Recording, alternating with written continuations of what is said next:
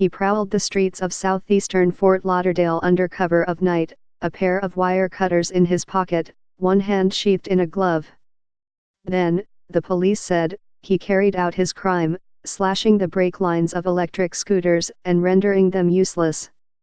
The suspect, Randall Thomas Williams, 59, was arrested on September 29 and charged with criminal mischief, a third-degree felony. The police said they had linked him to about 20 incidents, but at least 140 scooters had been vandalized in Fort Lauderdale since April 5, and the capers had the hallmark of a serial crime. All of the scooters were similarly distressed, with severed brake lines and stickers placed over a barcode so that the scooters could not be activated with a smartphone. The majority of them were within a 2-block radius of Mr. Williams's apartment, the arrest report said. Mr. Williams did not return calls on Wednesday, and the Fort Lauderdale police had little to say beyond a news release. But for the past year, electric scooters have been the source of much drama in southern Florida. In June, Fort Lauderdale banned scooters on the beach for the summer. The city also banned them during spring break, on holidays and during the Tortuga Music Festival in April. Farther afield, more than 100 electric scooters were dumped in Lake Merritt in Oakland, California, last year, while others were smeared with feces in Los Angeles. There is even an Instagram account, Bird Graveyard, that documents the destruction of scooters used by two popular brands, Lime and Bird. Steve Glassman, a Fort Lauderdale commissioner who approved the summer scooter ban, told the Sun-Sentinel in June, "It's too much of a free-for-all out there." Mr. Williams did not give the police a motive when he was arrested. But the Fort Lauderdale police had been aware of the thefts for some time. In June, a representative for Lime, which rents electric scooters in Fort Lauderdale, filed a police incident report regarding a rash of vandalized scooters. Many but not all of the 140 scooters damaged in the city since April belonged to Lime. As of July, the company said, 51 of its scooters had been damaged.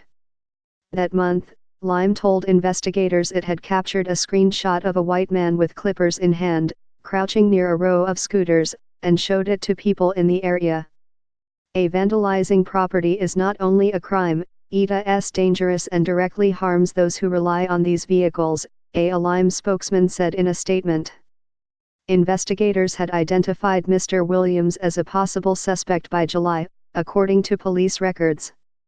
And on September 22 at 3:47 a.m. the police said, they observed him on video, bent over two scooters in an empty driveway.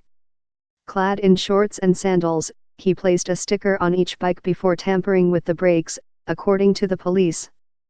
The police staked out Mr. Williams's apartment the next weekend. On September 28, he left his home past midnight. He stopped to look at a scooter. At 4:10 a.m., he was captured on video loitering near another 6, the police said. Their report said 7 scooters were vandalized that night.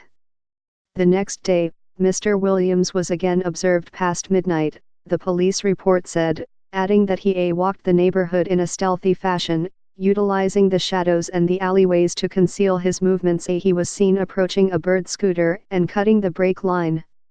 He returned home. He left again, this time stopping at a row of 6 scooters.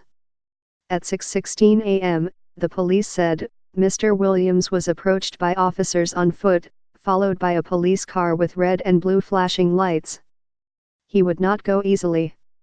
He balled his fists and refused to comply, the report said.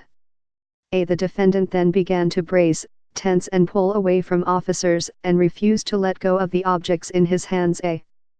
Mr. Williams was holding 2 sets of wire cutters and a pair of pliers, and had a glove on one hand, the police said. He had vandalized 9 scooters that night, according to the report.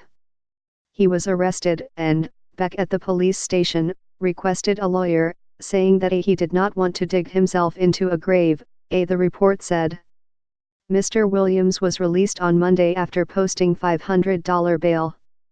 Lime will pursue appropriate legal action against those who vandalize our property and put innocent riders in harm's way, the company's spokesman said.